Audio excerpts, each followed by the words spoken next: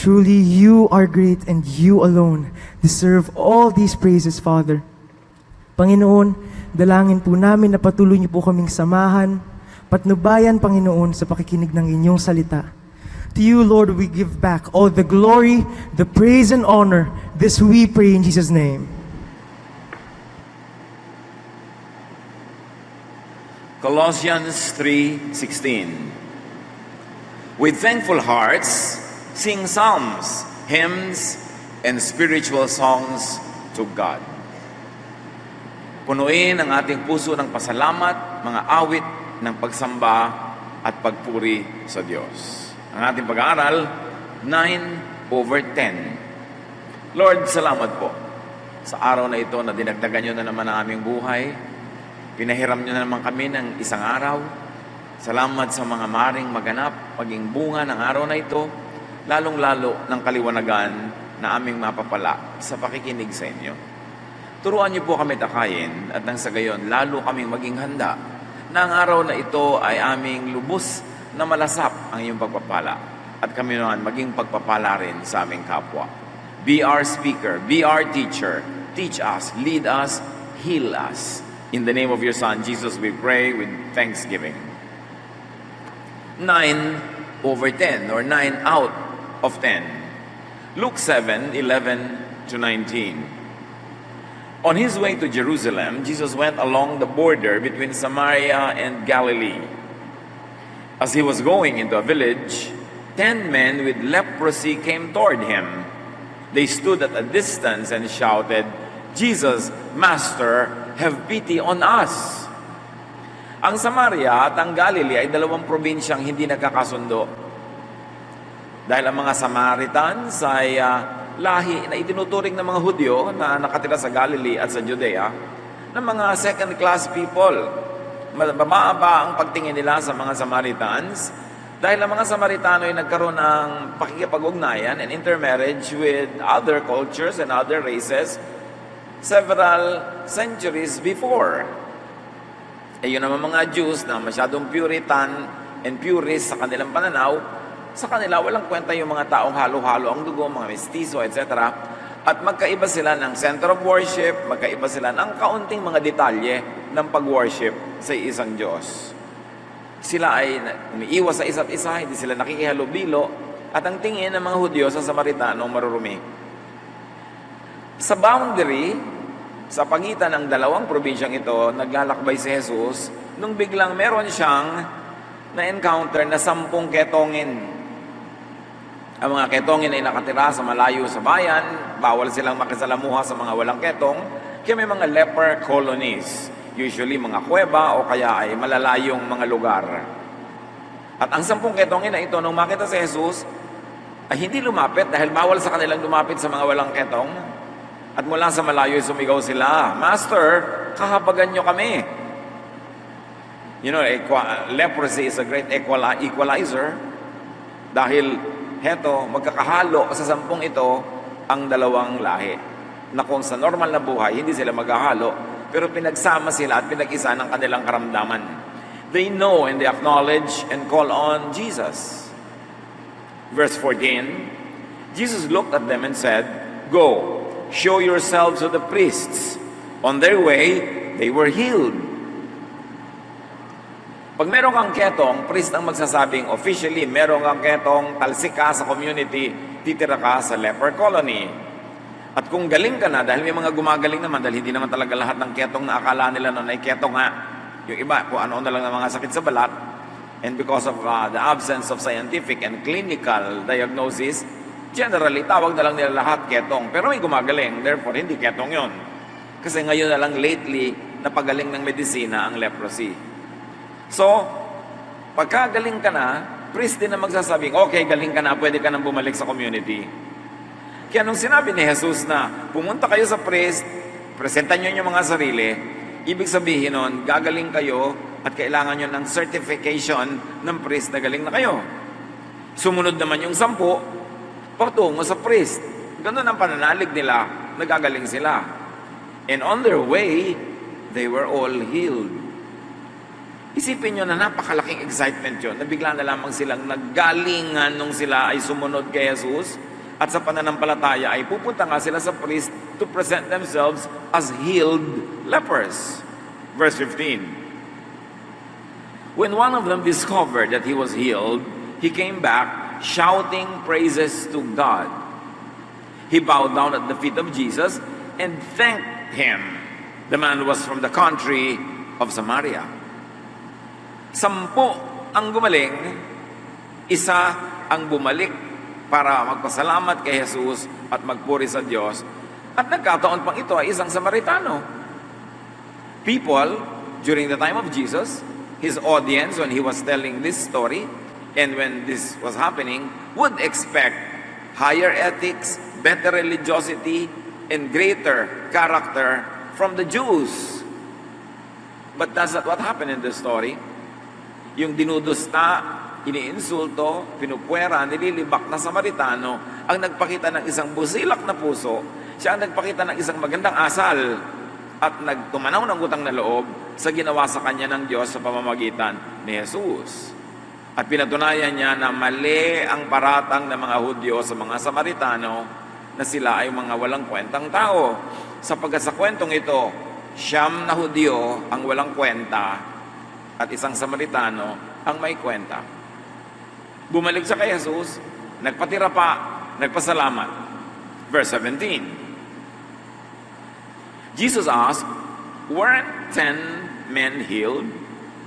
Where are the other 9? At kaya ang title natin ay 9 over 10. 9 people out of 10 people forgot to thank Jesus. 10 ang pinagaling, 9 ang nakalimot, 9 ang hindi man lang nag-abala na bumalik para magpasalamat o magpuri sa Diyos. Kumaripas na sila ng takbo to resume whatever lives they were living before they were condemned to live away from the community in the leper colonies. So 9 over 10 were missing. No show. Verse 18, why was this foreigner the only one who came back to thank God? So 2 ang tanong ni Jesus. Nasaan yung 9? Di ba't 10 ang pinagaling? Tapos ito pang foreigner na ito, considered an outsider from the graces enjoyed by the Jewish race, siya pa ang bumalik para magpuri at magpasalamat sa Diyos. So Samaritans, according to the story of Jesus, aren't second class after all. That goodness is not racial, not regional, not national, not sectarian. Ang kabutihan ng puso ay hindi nadadala sa kung anong lahi mo, taga saan ka, o ano ang iyong relihiyon. May mabuti at masamang ugali na Kristiyano. May mabuti at masamang ugali na ibang relihiyon. May mabuti at masamang ugali taga North, ganon din sa taga South. Wala yan sa iyong general group identity, yan ay personal condition of the heart. Verse 19, then Jesus told the man, you may get up and go. Your faith has made you well. 9 out of 10 persons do not remember, do not give recognition to Jesus. Ang laki ng ginawa sa kanila, gano'n na yung bumalik ka para magpasalamat. 9 out of 10 did not bother to thank their benefactor. And because of that, 9 out of 10 did not receive affirmation from Jesus. Isa lang yung ang paggaling ay naselyohan. Signed, sealed, delivered. You are really well, go home, enjoy your wellness. Yung siyam, hindi nakatanggap ng ganong period o ganong final blessing. Only one beneficiary bothers to thank their benefactor and receives affirmation from Jesus. And he was a Samaritan, a foreigner at that. Of course, there's another message to the story. Ano ang nangyari sa pagiging relihiyoso ng mga Hudyo? Anong ginawa sa kanila ng kanilang relihiyon? At naging ganon sila sa actual karanasan at kwento ni Jesus. Anong kinalaman ng kwentong ito sa buhay natin ngayon? Basing it on the story, which is really a teaching of Jesus, 9 out of 10 people you help would most probably not recognize your charity and not bother to thank you. Isipin nyo, gaano karami na sa mga tinulungan nyo ang kumilala sa pagtulong? Gaano karami ang nagpasalamat? Gaano karami sa pinautang nyo ang nagbayad na? Gaano karami sa mga tinulungan mong mga pamangkin at kung sino-sino ang pinag-aralang nung sumweldo at nagkatrabaho, inaalala ka man lang dalhan ng choknat o belekoy kung meron pa noon. Gaano karami mga dinalaw mo sa ospital ang dumalaw sa iyo na ikaw naman na may sakit. Gaano karaming dumadaing sa iyo na tinulungan mo ang ngayong may pangangailangan ka ay pumupunta man lang para katulungan. Gaano? Gaano karami sa mga inibig mo ang inibig ka rin. Yan ang katotohanan ng buhay. Nasa kwento na ni Jesus, nasa Biblia, kasing tanda ng sangkatauhan, kasing tanda ng Biblia, 9 out of 10 people ay hindi marunong tumanaw ng utang na loob. So wag na tayo magtaka kung tayo yung naging biktima. Charge it to statistics. Ganon ang tao. Ang Israel, ang dami-daming pagpapala sa kanya ng Diyos, pero lagi siya nagtataksil. Kaya ang dami-daming mga kautosan sa Biblia na huwag kang sumamba sa Diyos-Diyosan. Kasi mga Israelita, ang number 1, sumasamba sa Diyos-Diyosan. Alangan mo maglagay ng bawal magtapon ng basura dito kung wala naman nagtatapon. O alangan mo maglagay ng no parking kung wala naman nagpa-park. Kaya ang daming ganong teaching against idolatry sa Israel, sila ang number 1 na idolaters. Kaya ang demanda sa kanila ng Diyos sa Hosea 2:8, she didn't know that her grain, wine, and olive oil were gifts from me, as were the gold and silver she used in worshiping Baal. Sabi ng Diyos dito, aba hindi ba alam ng Israel na ang kanyang mga pagkain, ang mga binibigay ko sa kanyang mga kasaganaan ay sa akin galing? Pati ang mga ginto at mga pilak. Tapos ginagamit niya sa pagsamba sa iba. Ganon kataksil ang Israel. Ganon kataksil ang tao sa Diyos at sa kapwa. People could be so ungrateful. It's a fact of life. People could even use your gifts against you. May mga anak na pinag-aral mo, pinaghirap mo pag-aralin, nung may konting nalaman, naging suwail pa. Ikaw pa ang nilait-lait na wala ka edukasyon at siya ay meron. Ginagamit pa niya yung kanyang social advancement para maging suwail na anak. May mga ganon. May mga matapos mong alagaan at pagalingin, nanakawang ka pa. Matapos mong kupkupin, ikaw pa ang masama. O tulungan mo 9 na beses, sa 10 beses hindi mo matulungan, masama ka. Yun ang mangingibabaw na image mo sa kanya. Don't be surprised by ingratitude. It's as old as humanity. It's as old as the Bible. But what is a major lesson from Jesus here? Siyempre, alam niya. Bago pa niya pinagaling yung 10, alam niyang yung 9 makakalimot. Pero pinagaling pa rin niya yung 10. Yan ang dapat natin pagtuunan ng pansin. Despite people's ingratitude, do good for the sake of doing good. Hindi ka gumagawa ng mabuti dahil mabuti sila. Gumagawa ka ng mabuti dahil yon ang mabuting gawin. Huwag magsawa, huwag madala. Kung natututo man tayo sa maraming kabiguan at lungkot at pagiging biktima ng mga walang utang na loob, huwag kang totally magsara ng pinto at maging maramot, maging dala. Maging mas wiser ka na lang, mas discerning, mas pinipili mo kung gaano karami itutulong, sinong tutulungan, pero huwag kang magsasara ng puso mo dahil lang may mga ungrateful. Kasi meron namang 1 out of 10 eh. At hindi mo alam kung sino yung 1 na yon, sino yung 9. So gawan mo na lang ng mabuti yung 10. May tatamaan ka rin isang 1. Although may 9 na by earth statistics ay hindi tatanaw. Matthew 25:34-70. Then the ones who please the Lord will ask, when did we give you something to eat or drink? When did we welcome you as a stranger or give you clothes to wear or visit you while you were sick or in jail? Ito yung mga taong bibigyan ng Panginoon ng gantimpala sa end of it all, sa final judgment. At sabi ng Panginoon, nako, nagugutom ako, pinakain niyo ako, hubad ako, dinamitan niyo ako, meron akong karamdaman, nakakulong ako, dinalaw niyo ako, kaya heto ang gantimpala niyo. At sabi nung itong mga may gantimpala, kailan naman po nangyari yan? Parang wala na ako may natatandaan.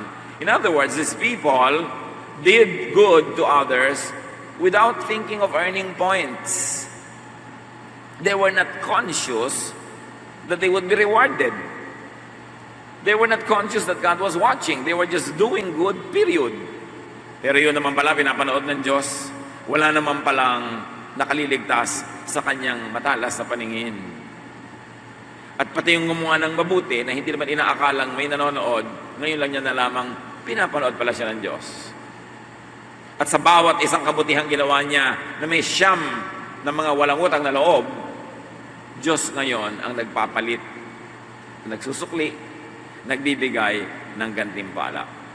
Verse 40, the king will answer, whenever you did it for any of my people, no matter how important they seemed, you did it for me.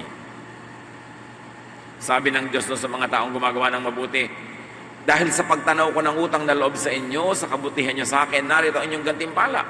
At sabi ng mga tao, kailan naman kami nagpautang sa inyo ng loob? Kailan naman namin kayo ginawa ng mabuti? Sabi ng Diyos, aba, bawat mabuting ginawa mo dito sa aking mga anak, itinuturing kong sa akin ginawa. Kaya ako ang magbabayad. Di ba gano'n naman ang mga mabubuting magulang? Pag may tumulong sa anak nyo, kayo yung nagsusukli. Tinulungan siya ng isang teacher, tinulungan siya ng isang classmate, tinulungan siya ng kung sino. Binibigyan natin ng gantimpala kasi itinuturing natin ang kabutihang ginagawa sa ating anak ay sa ating ginagawa. At dapat gano'n din ang mga anak. Yung mga tumulong sa inyong magulang, tatanaw din kayo doon.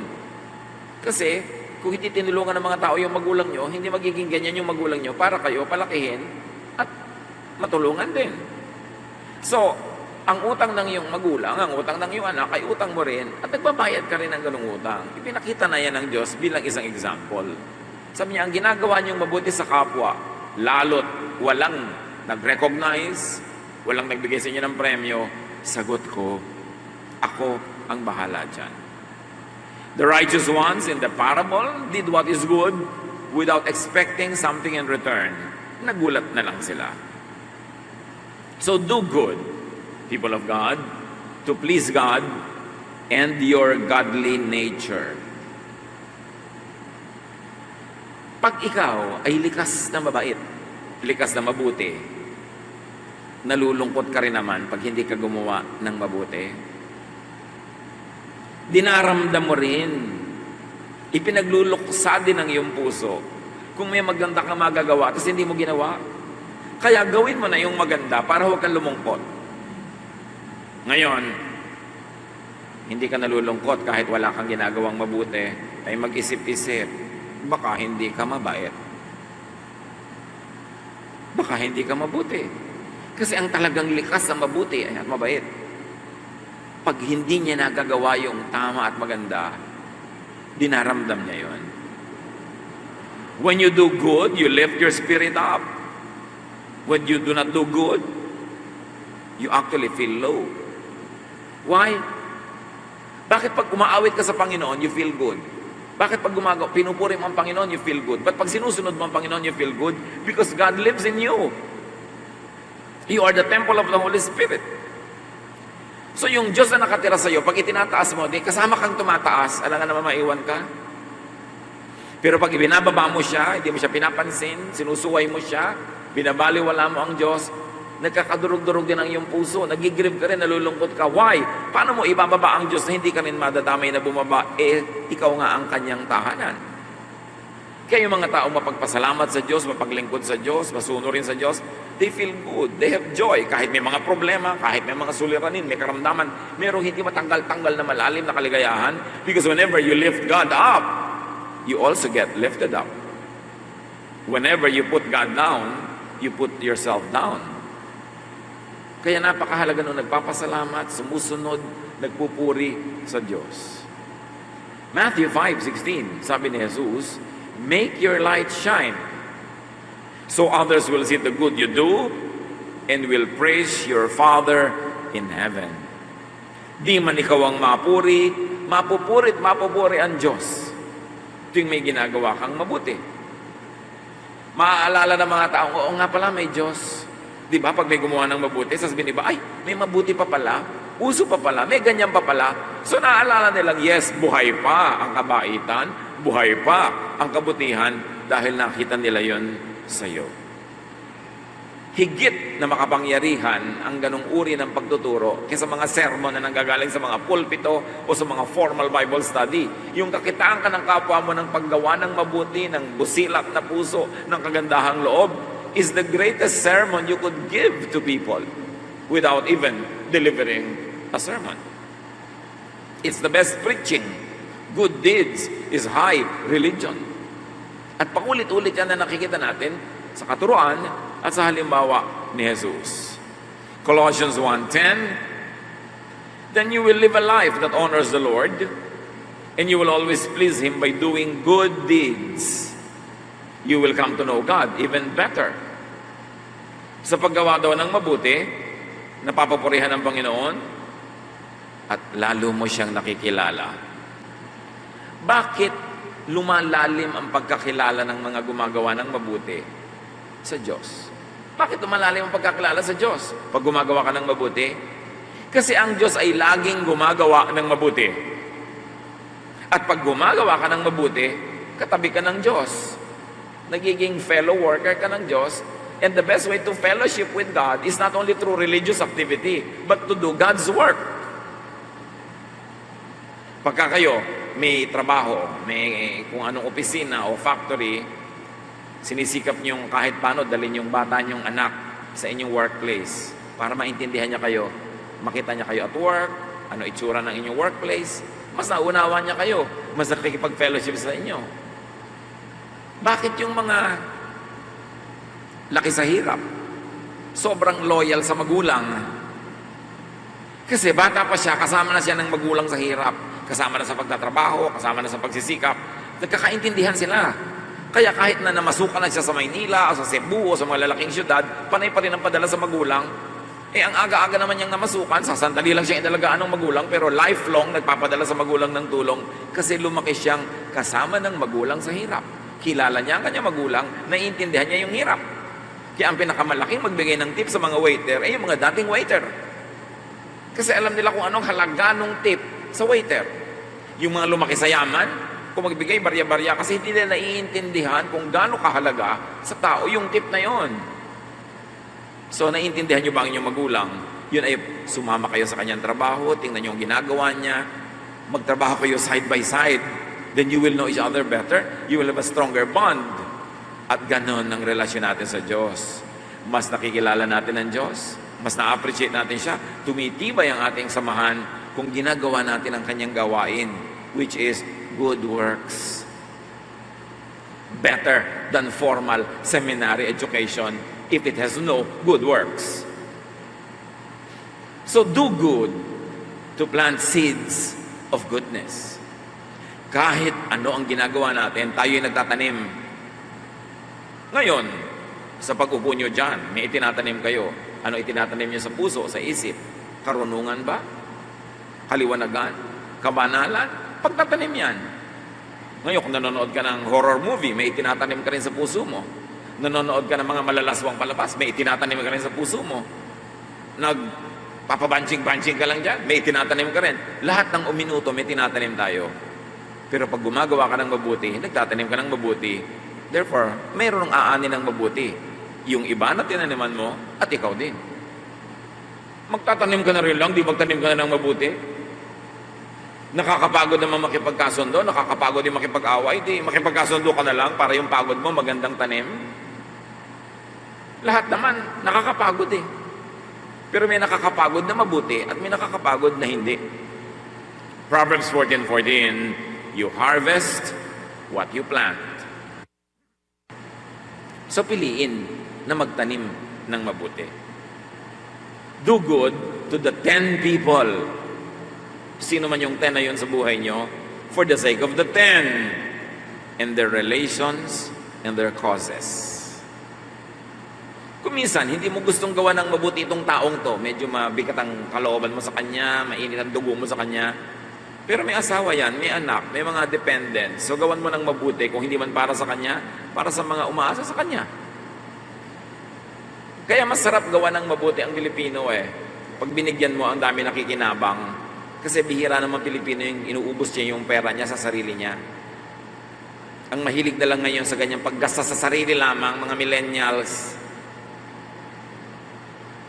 Pero, normally, lalo yung mga sinaulang Pilipino, basta nagkaroon yan, magkakaroon ng nanay niya, yung biyanan niya, yung anak niya, yung kapitbahay niya, kung sino-sino. Kaya masarap bigyan ng Pilipino. Noong araw, there was an international company consulting with me. Marami silang mga empleyado na mga Westerners, may mga Pilipino. At tinanong ako ng isang philosophical, theoretical question noong executive director ng kumpanya. Sabi niya, kung merong extra money ang company at ibibigay na bonus, kaninong lahi magandang ibigay? May mga German doon, may mga American, may kung sino-sino, may mga Pilipino. Sabi ko, sa Pilipino mo ibigay at hindi dahil Pilipino ako. Sa niya, bakit? Kasi ang Pilipino, pag binigyan mo, ang dami niyang bibigyan din. Para ka nagsungka, hulog, ang daming nagkakaroon. Sabi ko, marami, lalo sa West, bigyan mo yun ng maraming pera, kanya lang yan, pag babakasyon lang niya yan. Bibili lang niya ng kung ano. Pero pag Pilipino, binigyan mo, pati third degree cousins nagkakaroon. May balato, may bigay. Sabi ko, masarap bigyan ng Pilipino. Kasi yung binibigay mo, dumadami ang effect. So mga kapatid, yung gagawa nyo ng mabuti, employer kayo, kaya nyo magbigay ng bonus, kahit hindi nyo kayo masyadong natutuwa sa taong ito, may mga anak yan may asawa yan na magbe-benefit pag binigyan nyo rin. So huwag ipagkait. Kung hindi man para sa kanya, tulad ng 9 other lepers, nakinabang yung mga pamilya nila dahil sila ay gumaling. Huwag tayong mamili ng gagawa ng mabuti. Gumawa ng mabuti sa lahat. Although, gawan siguro ng extra buti, yung nice at yung love mo, pero huwag mong zero ang ibigay dun sa hindi mo like.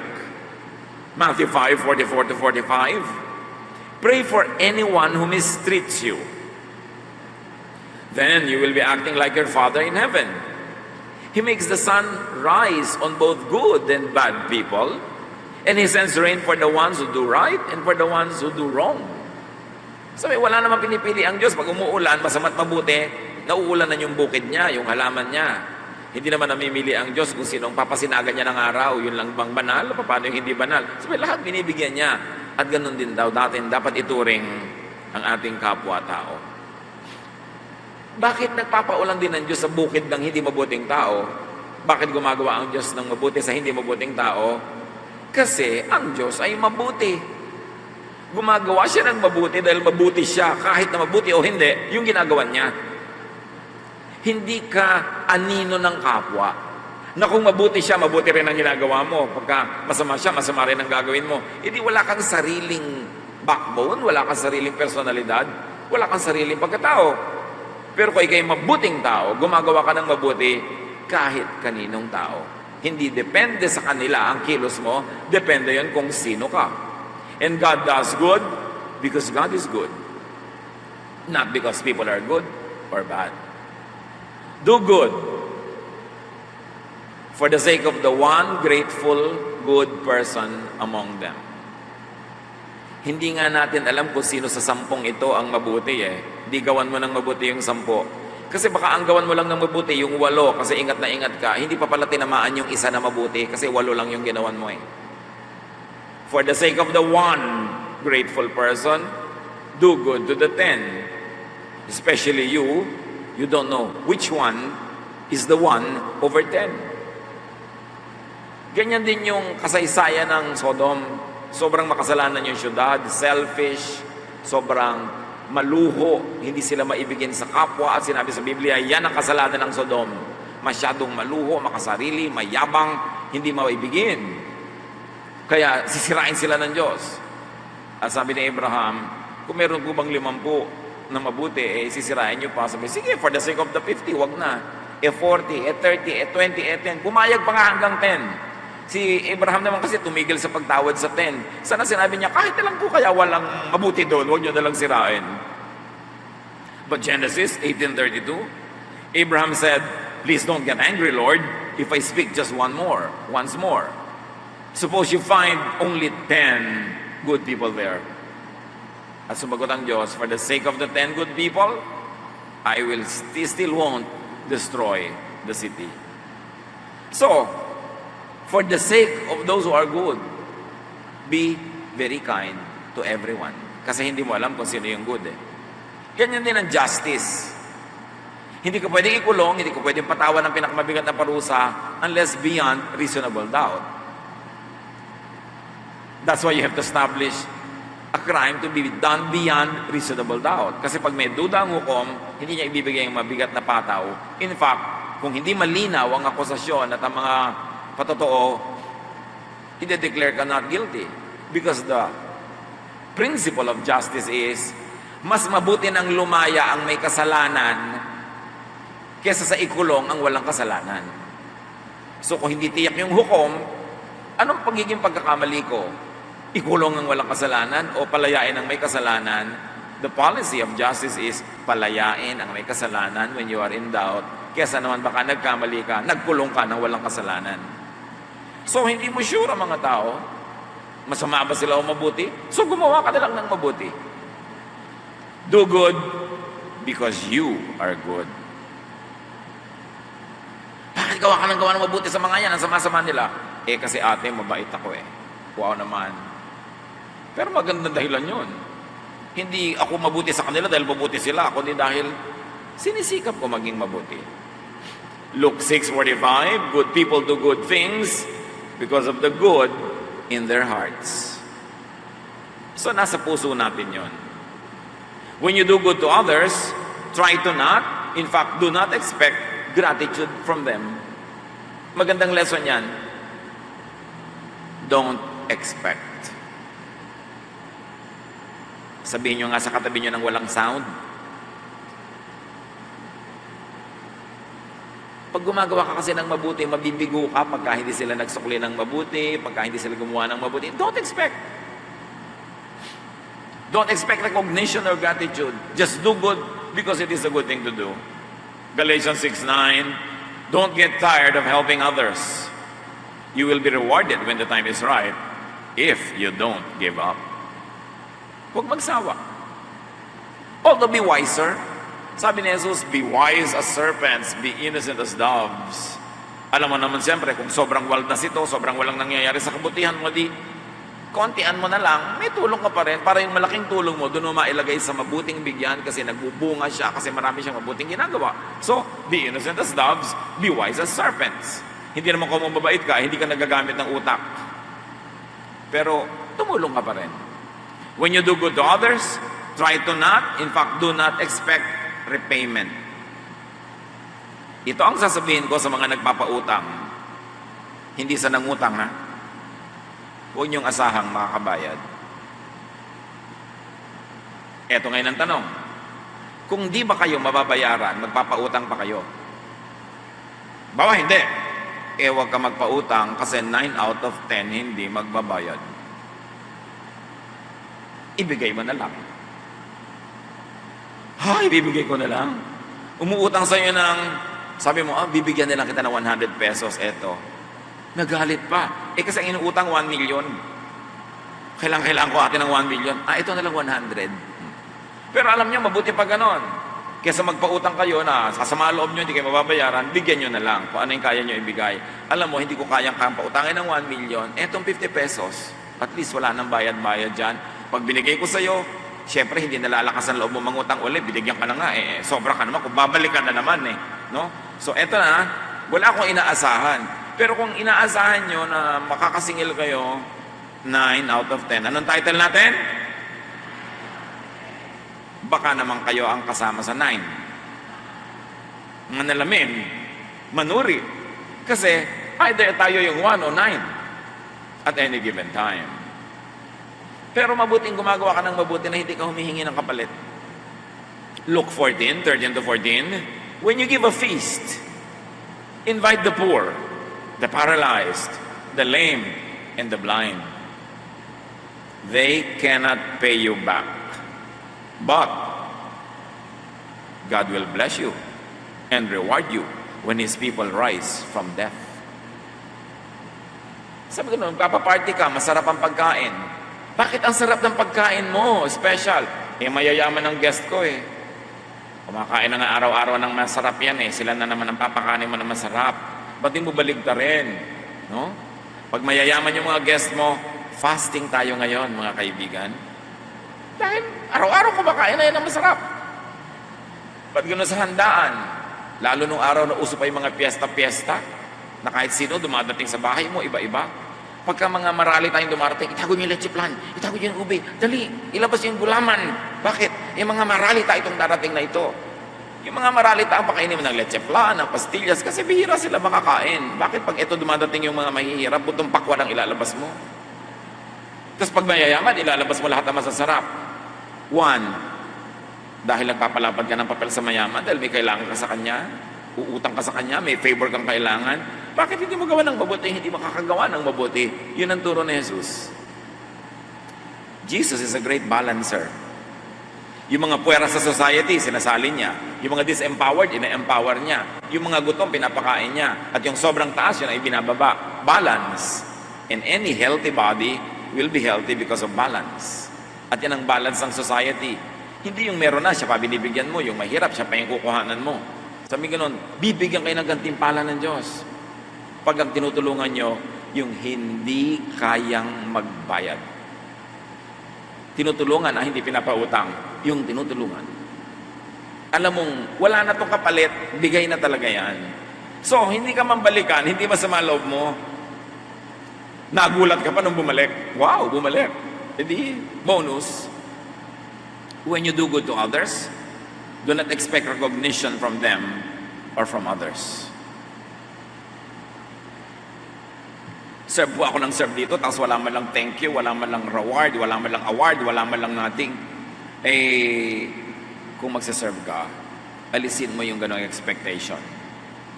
Matthew 6:2, sabi ni Jesus, when you give to the poor, don't blow a loud horn.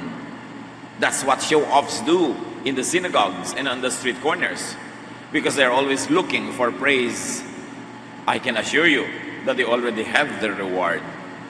Yung daw mga taong mahilig mapuri ng kapwa, pag napuri na, yun na ang premyo nila, wala nang iba. Pero kung hindi ka napansin, hindi ka napuri, Diyos ang nagbabalik at nagbabalanse. Tayo pong lahat, we all receive goodness from God and from other people. Do not be like the 9 out of 10. Huwag tayong sumali sa grupong ito. Do not make people close their doors because of your ingratitude. Napakaraming dating mabait, tumigas ang puso sa dami ng nanuba, sa dami ng hindi tumanaw ng utang na loob, sa dami ng lumimot, yung dating palabigay, naging maramot. Huwag tayong maging dahilan para may tao na tumigas ang puso, maging maramot, at maging makasarili. Pag ginagawa tayo ng mabuti, suklian natin ng maraming-marami. Reward them for being good so they will be inspired to even be better. Pero pag may ginagawa ang taong mabuti sa atin, tapos dinala natin sila, tayo ang nagsasara ng kanilang puso sa paggawa ng mabuti. At malaking pananagutan yun sa Diyos. Psalm 92 verse 1, it is good to give thanks to the Lord, to sing praises to your name, O Most High. So thank the Lord, and may I add, it is good to give thanks to people. When was the last time you ever thanked people that really help you? Sabi nga ng mga iba, wow, mami, birthday ko na, anong gift mo sa akin? Anak, pag birthday mo, ako dapat mong bigyan ng gift.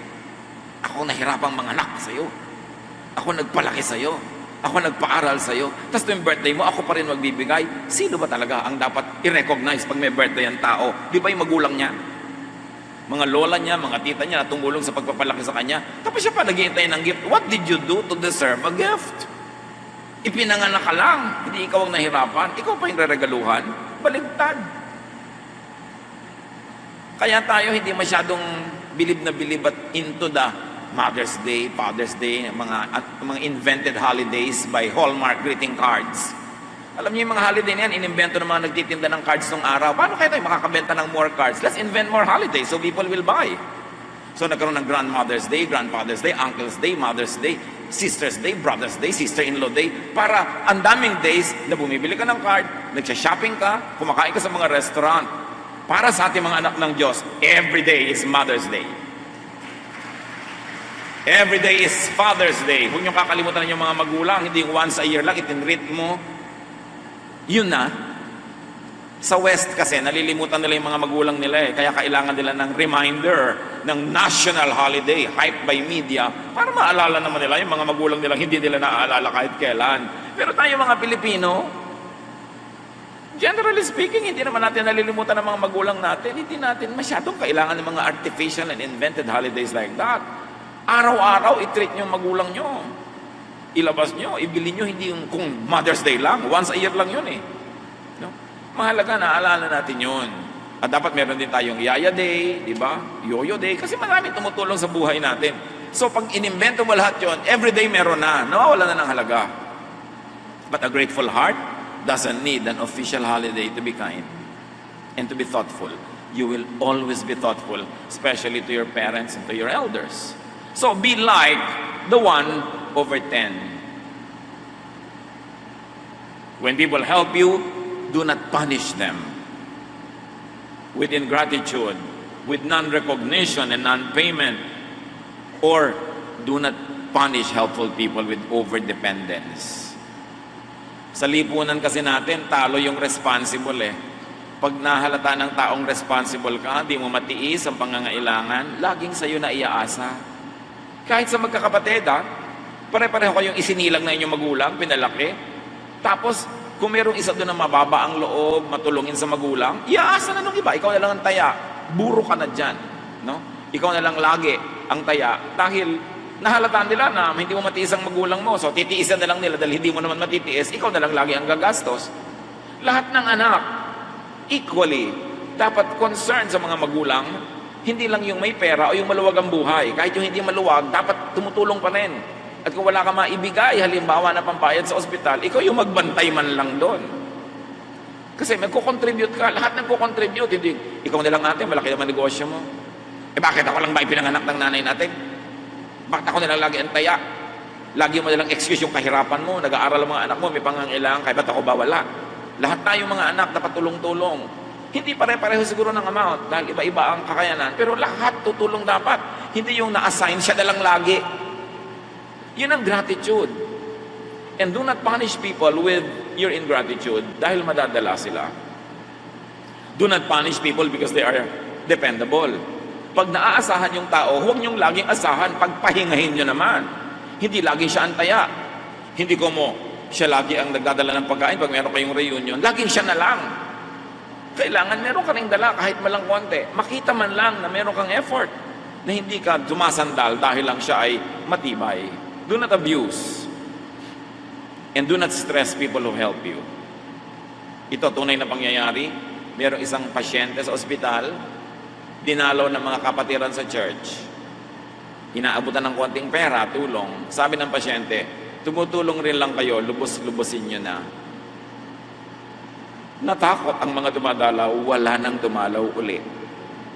Eh kasi tumutulong na rin lang kayo, lubos-lubosin na daw.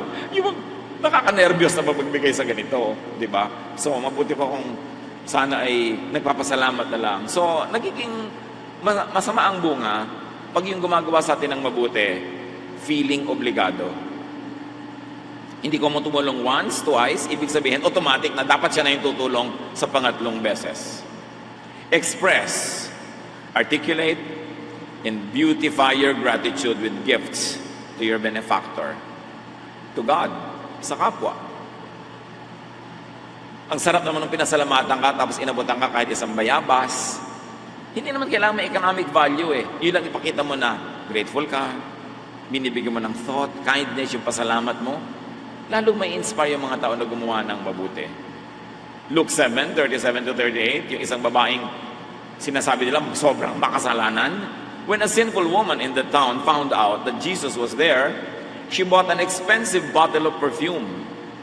Then she came and stood behind Jesus. She cried and started washing his feet with her tears and drying them with her hair. The woman kissed his feet and poured the perfume on them. Itong babaeng ito na minamaliit ng mga nagbabanal-banalan na napakasamang babae daw, pero dahil natanggap niya ang pagpapatawad ng Diyos sa pamamagitan ni Jesus, nakatanggap siya ng pagkilala, pagpapahalaga, pag-ibig ng Diyos sa pamamagitan ni Jesus. Nung mabalitaan niyang si Jesus ay nasa barangay nila, agad-agad siya pumasok doon sa kinakalagyan ni Jesus sa bahay at nagdala ng pagkamahal-mahal na pabango at ibinuho sa kanyang paa, sa paa ni Jesus. Yun ang pasalamat. Merong dramatic expression. Meron kang ibibigay na dagdag. May value added. At pag ginawa mo yun, gaganahan lalo yung tao na gumawa sa'yo ng mabuti, na gumawa ng mabuti sa'yo at sa iba pa. Pero pag dinala mo siya, you'll be responsible for having someone close his or her heart to goodness. Reward. Do not punish people who help you. Be 1 in 10, not 9 in 10.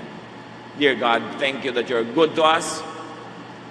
Turuan nyo kami na makapagpahayag ng pasalamat sa inyo sa aming kapwa in dramatic, beautiful, even cinematic ways so that your goodness will be dramatized, exalted, appreciated. Teach us to be kind to those who are kind to us and even to those who are not. Pag-isipan natin ito mga kapatid sa sumandali ng katahimikan, ano ang mga dapat natin gawin upang pakinggan ang leksyon mula kay Jesus. Dear Lord, bless your people with practical wisdom to apply all this on the ground in daily life.